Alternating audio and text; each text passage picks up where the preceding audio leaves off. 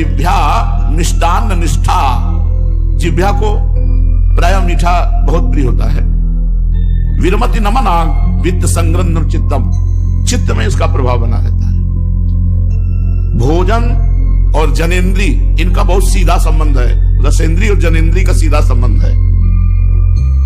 भजन में जिसकी उन्नति हुई है आज तक, वो उसने भोजन के स्वाद को छोड़ा है, तभी उन्नति हुई है।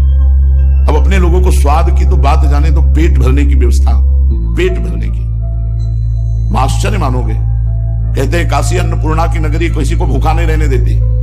हम आपको बता रहे हैं, वही रहे हैं। और माता ने कसौटी के लिए कई कई दिन भूखे रखा है। 80 घाट के भिक्षुकों के बीच में बैठ जाते थे शाम के, जाके एक नियम था, बस कमंडल का ढक्कन खोल के ऐसे बैठ गए।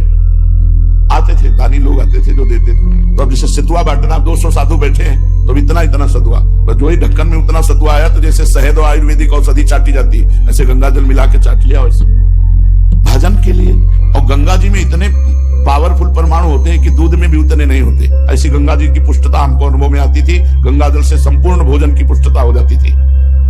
एक दिन इतनी विकलता भोजन की हुई, इतनी विकलता हुई, लगा कि आज भोजन मिलना चाहिए, एकदम विकल। तो 2 साधु आए 80 घाट में। वो कपड़ा लत्ता से पता चलता था कि मांत है। दंडोत महाराज, हम ऐसे किसी से बोलते नहीं थे। कहा दंडोत, कहाँ रहते हो? घाटों में। भोजन कहाँ पाते हो? जो घाट में मिल जाता है। आज चलो हमारे यहाँ पालो। संकल्प। उनके साथ गए, उनका तो पूरा महल, लेकिन महादेव की इच्छा देखो, 2 घंटे बैठे रहे। वो दोनों महात्मा आए नहीं जो लिवा के गए थे।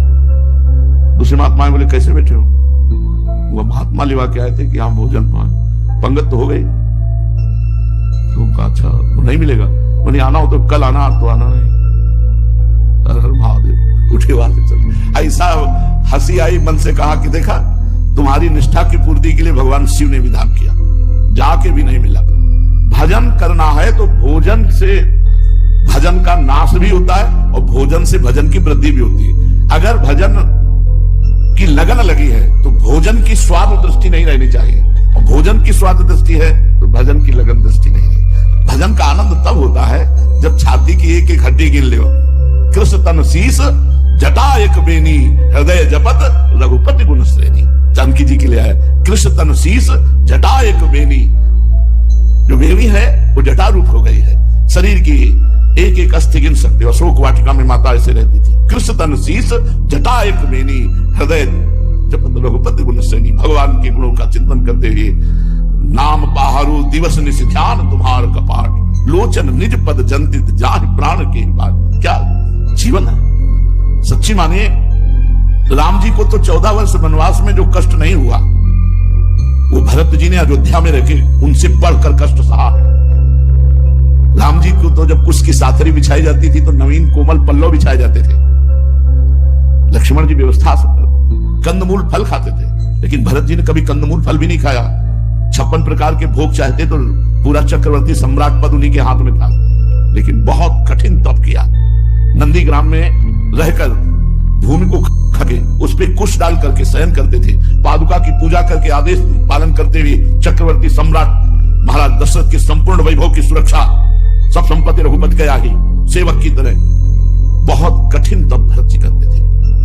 भगवान की प्राप्ति, भगवत प्रेम, भगवत भजन, इसके लिए नहीं खान पान ते भावे है, नहीं कोमल वसंत सुभावे है, सब विषय लगे ते खारा है, हरि आशिक का मग न्यारा है। भगवान का प्रेमी का मार्ग ही अलग होता है। हा वृंदारण्य कान्या भवती मम गतिश्चेदहम त्वत् स्थितोस्मि। किसी भी इंद्री को भोगों से वैराग्य नहीं है। अब देखो ध्यान की बात सुनिए। अतएव मैंने सब कुछ छोड़ दिया, अब केवल एक वृंदावन का सहारा ले लिया और वृंदावन की अनन्य गति अर्थात वास कर लिया, तो मुझे पक्का पता है कि वृंदावन मुझे नहीं छोड़ेगा।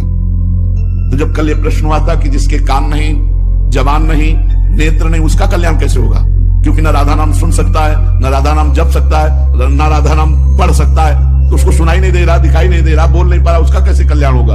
अगर वो धाम आ जाए, धाम वास करे तो भगवत प्राप्ति हो जाएगी। शरीर धाम वास करे तो भगवत प्राप्ति हो जाएगी। श्रीपाद प्रबोधानंद जी कह रहे हैं कि चिंतन स्त्री का खान पान रसेंद्री से, हर इंद्री भ्रष्ट है तो भी तुम्हारा कल्याण हो सकता है यदि अखंड वृंदावन वास कर लो।